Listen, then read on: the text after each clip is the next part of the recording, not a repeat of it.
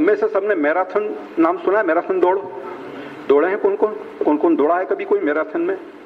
अच्छा, ये मैराथन का अर्थ क्या होता है? पर why it is called marathon? अब मैं बताता हूं उसको।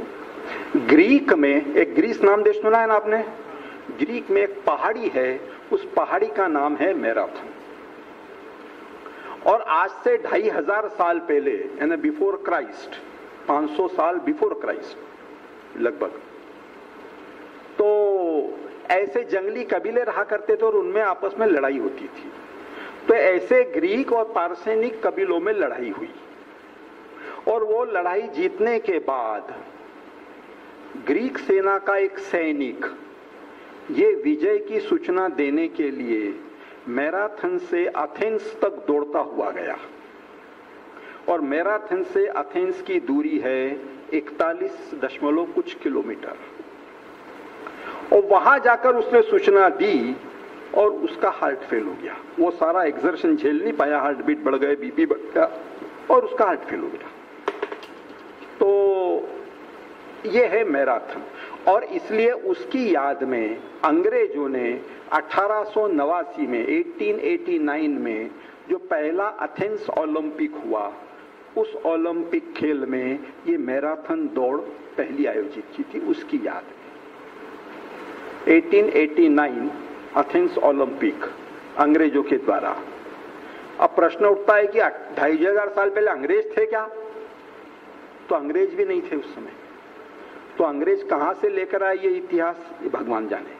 लेकिन हम चूंकि अंग्रेजों के गुलाम थे और इसलिए अंग्रेज साहब वाक्यम ब्रह्म वाक्यम ऐसा कहा जाता था, इसलिए भेड़ चाल हमारे यहाँ भी चलती थी और हम भी मैराथन दौड़ चलते चले आ रहे हैं।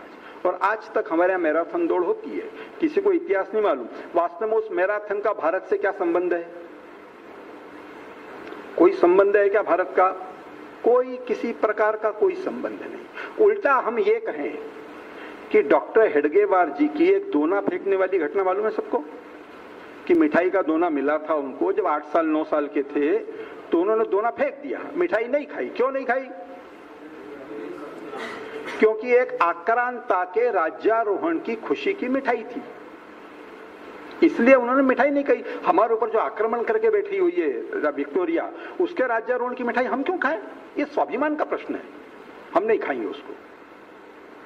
यदि अपन मैराथन की बात करें तो हमारे देश के ऊपर सबसे पहला आक्रमण किसने किया है? Sikandar, Alexander, 327 BC। और ये अलेक्जेंडर कौन सी कहां का था? वो ग्रीक का ही था, वो ग्रीक का ही था। तो हमारे ऊपर आक्रमण करने वाले राजा के सेना के सैनिक के द्वारा किए गए पराक्रम की प्रसिद्धि हम हमारे देश में क्यों गा रहे हैं भाई? किया होगा उसने पराक्रम, जो भी तोड़ा होगा, लेकिन हम उसके नाम से क्यों दौड़ते हैं? क्या हमारे लिए स्वाभिमान की ऐसी कोई चीज नहीं है कि हमारे देश में घटना नहीं घटी क्या? तो हमारे देश में भी एक घटना घटी है। शिवाजी का नाम सुना है ना सबने?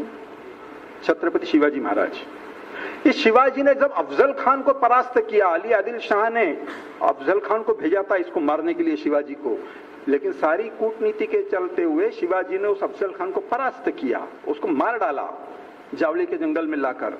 तो अली आदिल शाह बहुत बौखला गया और उसने शिवाजी को पकड़ने के लिए 40,000 पठानों की सेना के साथ में सिद्दी जौहर नाम के एक सेनापति को भेजा कि शिवाजी को मार के आओ। सिद्दी जौहर 40,000 पठानी सेना लेकर शिवाजी को घेर के बैठ गया। शिवाजी उस समय थे, पन्हालगढ़ नाम का एक किला था, उस पन्हालगढ़ पे शिवाजी बैठे थे। शिवाजी के पास सेना कितनी थी? मुश्किल से 1000 की, और बाहर 40,000 की सेना है। किला बहुत मजबूत था, अंदर से बंद था तो कोई तोड़ नहीं सकता था, पर कोई अंदर से बाहर नहीं जा सकता, कोई बाहर से अंदर नहीं जा सकता। ऐसे समय में अब शिवाजी 1 महीना 2 महीने रह लिए, उसके बाद सोचा कि ये रसद पानी और सारा अनाज खत्म होने लगेगा, फिर खाएंगे क्या? और शिवाजी की यह नीति थी कि यदि लड़ाई जीती जाए, लड़ाई लड़ी जाती है तो वो जीतने के लिए लड़ी जाती है, केवल पराक्रम या बहादुरी दिखाने के लिए लड़ाई नहीं लड़ना है ना। राजपूतों का इतिहास यदि हम देखेंगे तो राजपूतों की मानसिकता ऐसी थी कि लड़ाई से भागकर आना ये पराजय है और लड़ाई में कट के मर जाना ये विजय है। ये उनका अपना एक सिद्धांत था। वो भी बहादुर थे, पराक्रमी थे, लेकिन शिवाजी कहते थे कि लड़ाई यदि लड़ना है तो जीतने के लिए लड़ना है, और यदि हम अभी नहीं जीत सकते ना तो थोड़ी देर के लिए पीछे हटना पड़े, कोई चिंता की बात। अब 40,000 की सेना के साथ 1,000 सेना कब तक लड़ेगी? नहीं लड़ सकती। तो इसलिए लड़ने की तो बात खत्म हो गई, लड़के मरना नहीं है हमको। तो दूसरी बात फिर आएगी, भूखे मरना है क्या फिर यहां? तो भूखे भी नहीं मरना है, तो फिर तीसरा तरीका क्या है? यहां से भागना, मौका पाके। पर भागना कैसे? कोई परिंदा पर नहीं मार सकता, चींटी अंदर से बाहर नहीं जा सकती, इतना जबरदस्त घेरा चारों तरफ 40,000 की सेना का। शिवाजी सोच में पड़ गए, आखिर क्या करें? तो फिर शिवाजी का एक जासूस था, उसका नाम था महादेव। क्या नाम था? महादेव। ये महादेव ने सूचना लाया शिवाजी के पास कि महाराज एक रास्ता ऐसा है कि जहां से भागा जा सकता है, लेकिन वो रास्ता बड़ा कीचड़, कांटे, कंकड़ और इससे भरा हुआ है। घुटने घुटने तक कीचड़ है, नीचे पत्थर है, नुकीले पत्थर है, फिर कांटे भी बहुत है, फिर घना जंगल है और सकरा रास्ता है, वहां से आप चाहो तो भाग सकते। तो शिवाजी कहते हैं ठीक है, भागना है तो फिर वहीं से भागेंगे। यहाँ भूखे मरना या लड़के मरना, दोनों में मृत्यु निश्चित है। यदि यहाँ से भाग के जाएंगे, यदि भाग के सफल हो गए तो जिंदा बचेंगे, फिर स्वराज्य की स्थापना करेंगे, और नहीं तो फिर जो मौका आएगा फिर देखेंगे जो होगा वो। तो इसलिए भागना तय हुआ। अब भागना जब तय हुआ तो स्ट्रेटेजी पूरी बनाना पड़ती है कि दुश्मन देखेगा भी, और यदि दुश्मन ने देख लिया तो फिर क्या करना। तो फिर योजना बनी कि यहां से 2 पालकियां निकलेगी, एक में असली शिवाजी बैठेगा, एक में नकली शिवाजी बैठेगा, और यदि दुश्मन ने देख लिया तो नकली शिवाजी की पालकी को दुश्मन की ओर बढ़ा दिया जाएगा। तो उसके साथ दुश्मन क्या करेगा ये तो सबको मालूम था, पर नकली शिवाजी बनने को कौन तैयार हो? शिवाजी ने ऐसे ऐसे लोग तैयार किए थे, हम कल्पना नहीं कर सकते। एक बार कुबेर का खजाना गिना जा सकता है, उसका हिसाब रखा जा सकता है, लेकिन शिवाजी के सैनिकों का खजाना गिन नहीं सकते। अनमोल खजाना ऐसा था, ऐसे ऐसे लोग थे। तो शिवाजी कहते हैं ऐसा करो, तुम वो अपना नाई है ना, उसका नाम भी शिवा था, शिवा काशित। बोले ऐसा करो, तुम शिवा को बुला लाओ। तो सारे जो सेना पर बैठे थे, सारे बहादुर लोग बोले महाराज वो तो नाई है। बोले आप बुला के तो लाओ उसको। अब बेचारे शिवा नाई को जब सूचना गई महाराज ने बुलाया तो उसके हाथ पैर कांपने लग गए। बोले मेरे से क्या गलती हो गई, महाराज ने मेरे को बुलाया है।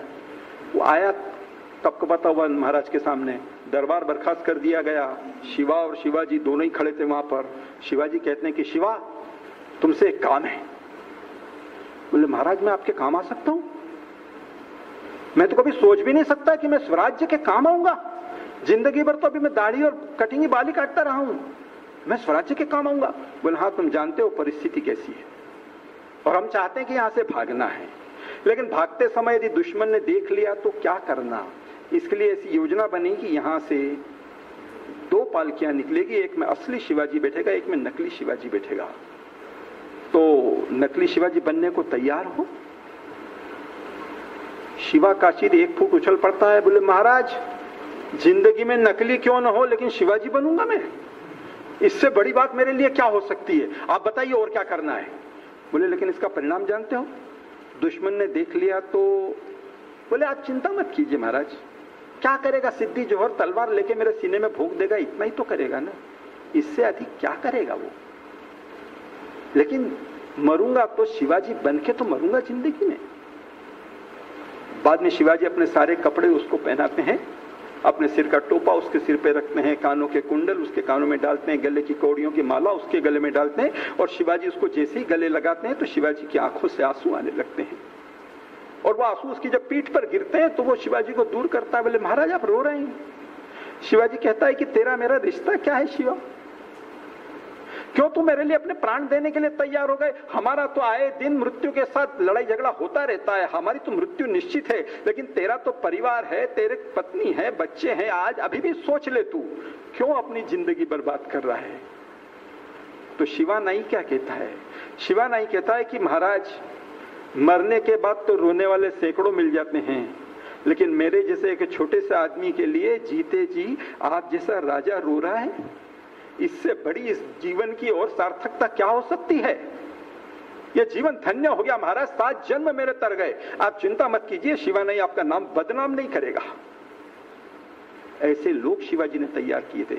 और वहां से फिर एक निश्चित तारीख को रात के समय भागते हैं 600 सैनिकों के साथ में, 2 पालकियां और शिवाजी के सारे सैनिक 600 निकलते हैं। कल्पना कीजिए, घुटने घुटने तक कीचड़ है, नीचे कांटे हैं, कंकड़ है, सबके पैरों में कांटे लग रहे हैं, कंकड़ लग रहे हैं, खून निकल रहा है, आने वाला सारा पानी लाल होता चला जा रहा है। लेकिन सबकी एक ही इच्छा थी, बस जहां मैंने कहा ना कार्य को पूर्ण प्राप्त करने के लिए आत्मीयता होती है ना, तो वहां सब कुछ कष्ट सहन करने के लिए आदमी तैयार होता है। जी जान लेकर दौड़ रहे थे। 15-20 मिनट हुए, दुश्मन ने देख लिया, और दुश्मन ने जैसे ही देख लिया तो आवाज आती है, रुक जाओ रुक जाओ। आवाज आने के बाद शिवाजी के साथ में इनके सेनापति चल रहे थे बाजी प्रभु देशपांडे, और जोर से आवाज बोलते, और तेज चलो। अब रुक जाओ तेज चलो, रुक जाओ तेज चलो। अब तो जान की बाजी हाथ में लगा चल रहे हैं बिल्कुल, पीछे अब दुश्मन भी लग गया है घोड़े से, और ये दौड़ते चले जा रहे हैं। थोड़ी दूर में जाकर रुकते हैं, शिवाजी उतरते हैं, शिवानाई को गले लगाते हैं, बोलते हैं, शिवा आज शायद अपनी ये भेंट अंतिम भेंट होगी, और मेरी तो इच्छा है कि फिर से हम एक बार गले मिलेंगे आगे चल के, लेकिन अब तुम्हारी परीक्षा है। शिवानाई कहता है कि आप चिंता मत करो भाई साहब, आप आगे जाइए, मैं देखता हूं इस सिद्धि जौहर को। और बाद में शिवानाई की पालकी को बढ़ा दिया जाता है दुश्मन की तरफ। दुश्मन जैसे ही देखता है शिवाजी की पालकी आ गई तो उसको घेर के गिरफ्तार कर लेते हैं। गिरफ्तार करके सिद्धि जौहर के सामने खड़ा कर देते हैं। सिद्धि जौहर जमीन छोड़ के 2 फीट ऊपर उछल जाते हैं। बोले, आज तक शिवाजी को जिसने भी ललकारा वो अल्लाह को हो गया प्यारा, शिवाजी को कोई मार नहीं पाया, मैं तो जिंदा पकड़ लिया। अब मालूम नहीं महाराजा आदिल शाह मेरे को किन किन उपाधियों से नवाजेंगे। और फिर वो शिवा से कहते हैं, क्यों भागने का इरादा था? बोले, कोशिश कर रहे थे। बोले, तुम्हारे भाग्य पर हमको बड़ा अफसोस है, शिवाजी का भाग्य कभी खराब नहीं होता, अपने भाग्य की चिंता करो तुम। अच्छा, बोले रस्सी जल गई लेकिन ऐठ नहीं गई, जानते हो किसके सामने खड़े हो? बोले, जानता नहीं तो आता काहे को यहां पर। अब जितना इसका बीपी हाई होता जा रहा है, इसका बीपी नॉर्मल है। एक 15-20 मिनट 25 मिनट चर्चा चलती है, जासूस द्वारा सूचना आती है, ये तो नकली है। बोले, असली भाग गया। असली भाग गया कहते से ही जैसा सांप निकलता है कोबरा बिल में से और फन भुपकार के खड़ा हो जाता है, तलवार निकालता है सिद्धि जौहर, कौन है तू? बोले, शिवाजी। बोले, भाग गया वो कौन है? बोले, शिवाजी। बोले, तू कौन है? शिवाजी। यानी इतनी इसकी आवाज नॉर्मल थी, मरना इसको था, और ये भी खड़ा हो जाता है तब तक। तलवार तो लटकी थी लेकिन जिंदगी भर तो उस तरह चलाता रहा, तो तलवार खींचना ही नहीं आती बेचारे को। वो तलवार का काम भी नहीं था, वहां कोई लड़ने का काम नहीं था, वहां तो समर्पण ही है। सिद्धि जौहर की तलवार उसके सीने पर है। बोलते, जानता इसका परिणाम? बोले, मैं इसलिए कह रहा था कि शिवाजी का भाग्य खराब नहीं होता, अपने भाग्य की चिंता करो। तुम क्या कर सकते हो? ये तलवार मेरे सीने में भोंक दोगे लेकिन शिवाजी को नहीं पकड़ पाओगे तुम। काटो तो खून नहीं सिद्धि जौहर को, तुरंत तलवार उसके सीने में भोंक दी जाती है, खून का फुवारा उड़ता है। शिवानाई धीरे धीरे खंबा पकड़ के नीचे गिरता है और कहता है कि महाराज, इस शिवानाई का अंतिम सलाम स्वीकार करना। दुश्मन का वार सहाय तो सीने पे सहाय, पीठ नहीं दिखाई उसको। इधर अब शिवाजी दौड़ते चले जा रहे हैं। शिवाजी को पकड़ने के लिए सिद्धि मसूद के नेतृत्व में 4000 की पठानी सेना घुड़सवारी दौड़ने लगती है। शिवाजी को मालूम था ये सब होने वाला है। आगे जाकर एक छोटा सा रास्ता आता है, सकरा रास्ता आता है, उसका नाम है, उस स्थान का नाम है घोरखिंड। ये घोरखिंड नाम का स्थान आता है। लगभग 40 किलोमीटर दौड़ने के बाद वो घोरखिंड पे जब पहुंचते हैं तो वहां इनको सूचना मिलती है कि शत्रु जो है 4 किलोमीटर पे आ गया, 3 किलोमीटर पे आ गया है, और अपने को 12 किलोमीटर रोज जाना है। उनको पन्हालगढ़ से जाना था विशालगढ़, और पन्हालगढ़ से विशालगढ़ की दूरी लगभग 52 किलोमीटर से अधिक है। तो 40 किलोमीटर दौड़े हैं, 12 किलोमीटर और दौड़ना है। शत्रु 3 किलोमीटर पर आ गया और वो घोड़े से चला आ रहा है, संभव नहीं था। शिवाजी बोले कि अपन यहीं लड़ेंगे। बाजी प्रभु देशपांडे कहते हैं, नहीं महाराज, ये संभव नहीं है, आपका जिंदा रहना जरूरी है, हमारे जैसे तो लाखों सैकड़ों आ जाएंगे। लेकिन आप 300 सैनिकों के साथ आगे जाइए और ये बाजी प्रभु देशपांडे आपको शब्द दे रहा है कि जब तक आप ऊपर जाके तोप नहीं दागोगे, ये बाजी प्रभु देशपांडे एक भी मुसलमान को आगे नहीं जाने देगा। शिवाजी की फिर परीक्षा थी। शिवा नाई को छोड़ के आए थे, आज इस बाजी प्रभु देशपांडे को छोड़ रहे हैं। 300 सैनिकों को 4000 की सेना के सामने छोड़कर आ रहे हैं, मतलब एक प्रकार से भेड़ियों के सामने ही छोड़ रहे हैं ना खरगोश को। मृत्यु निश्चित है, लेकिन कठोर निर्णय लेना पड़ते हैं। शिवाजी 300 सैनिकों के साथ निकलते हैं, बाजी प्रभु को गले लगाते हैं और बाजी प्रभु से कहते हैं कि बाजी प्रभु जैसे ही तोप की आवाज आएगी सब कुछ छोड़कर तुम चले आना विशालगढ़ पर। शिवाजी 300 सैनिकों के साथ रवाना हो जाते हैं। बाजी प्रभु देशपांडे 300 से और उसके 10 मिनट बाद ही दुश्मन की सेना आती है और लड़ाई चालू हो जाती है। 7 घंटे तक बाजी प्रभु देशपांडे रोक के रखते हैं सेना को। कल्पना कर सकते हैं?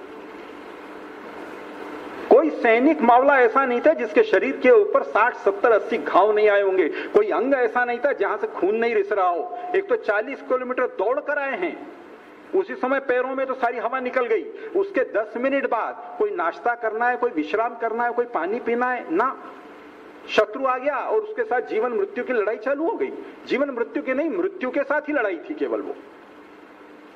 7 घंटे तक रोक के रखा। 40-50 लोग आगे लड़ते थे, बाकी पीछे रहते थे। वही व्यवस्था का सवाल। स्ट्रेटेजी बनाई, उसमें से कोई जख्मी होता था उसको पीछे लेते थे, दूसरा लड़ता था, उसमें कोई काम में आ जाता था, तीसरा चढ़ता था। इस प्रकार बदला बदली करके 7 घंटे तक रोक के रखा। कोई सैनिक ऐसा नहीं था जिसका शरीर लाल नहीं हो रहा। सबके प्राण निकल चुके थे। अटके कहां थे? तो कान में अटके थे, केवल तोप की आवाज नहीं आ रही, तब तक प्राण निकल नहीं रहे। बाजी प्रभु देशपांडे जैसे पूरा खून का गोला हो गया हो, आग का गोला, दोनों हाथों में तलवार लेकर चला रहा था। शत्रु भी देख रहा था कि इसको कैसे मारे। फिर अंग्रेजों के द्वारा तोप लाई जाती है और तोप का गोला उस पर दागा जाता है।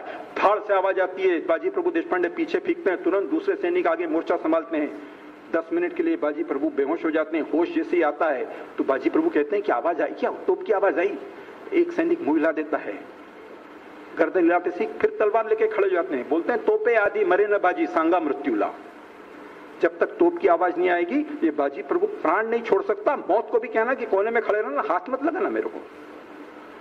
फिर बाजी प्रभु लड़ने के लिए आ जाते हैं। कल्पना कीजिए 12 किलोमीटर चलने के लिए शिवाजी को 7 घंटे क्यों लगे? तो ये 300 सैनिकों के साथ शिवाजी जब विशालगढ़ की तरफ जा रहे हैं तो वहां सूर्याजी राव सुर्वे और जसवंत राव नाम के हिंदू सूबेदार थे, लेकिन मुगलों के सूबेदार थे। ये घेरे बैठे थे वहां पे, इनके पास हजारों की संख्या में सैनिक। उनके साथ शिवाजी ने संघर्ष किया, उनको पराजित किया और विशालगढ़ पे पहुंचते से शिवाजी दौड़कर तोप के पास जाते हैं और कहते हैं कि बस तुम तोप चलाओ जितनी जल्दी हो सकती है। और तोप के माध्यम से शिवाजी से आवाज लगा रहा है कि बाजी प्रभु आ जाओ तुम, मैं पहुंच गया हूं।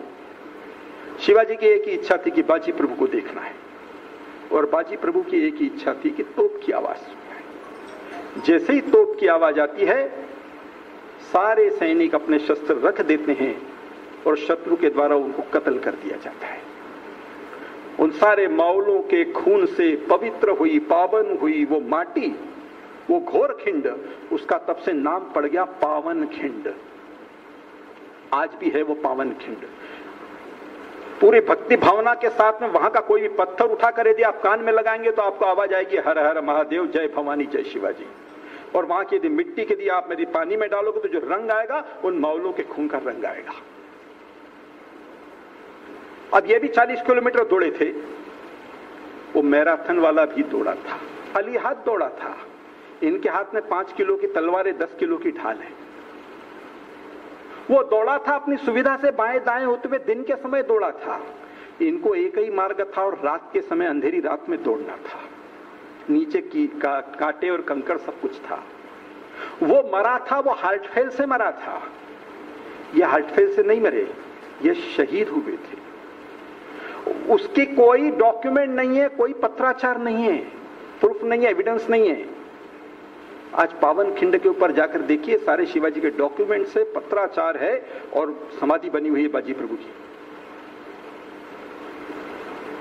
तो विचार कर सकते हैं कि हमारे लिए गर्व की बात कौन सी है, मैराथन या पावन खिंड? पावन खिंड है। हमने प्रयोग किया इसको। हमने कानपुर के अंदर एक पावन खिंड दौड़ आयोजित की। हमने क्यों मैराथन, पावन खिंड दौड़ लगाएंगे? हमारे लिए स्वाभिमान की और गर्व की चीज है। और 10,000 विद्यार्थियों ने और बाकी लोगों ने भाग लिया था। अबाल वृद्ध अज्ञानी पढ़े लिखे पैसे वाले सब लोग आए थे वहां पे। 8 साल के बच्चे से लेकर 80 साल तक बूढ़े तक सब लोग आए थे। और पावन खिंड दौड़ एक प्रतीकात्मक थी 2-3 किलोमीटर की, पर सवाल था कि पवित्र उद्देश्य और अच्छे उद्देश्य के लिए यदि दौड़ना है तो हम मैराथन दौड़ क्यों करें, हम पावन खिंड दौड़ क्यों नहीं कर सकते हैं। और तब से सबने घोषणा कर दी कि मैराथन बंद, पावन खिंड चालू। तो अपने देश का इतिहास हमको मालूम होना चाहिए, नहीं तो भेड़ चाल मैराथन चल रही इसलिए हम भी मैराथन में चल रहे हैं। तो ये सारी बातें आपके सामने रखना थी।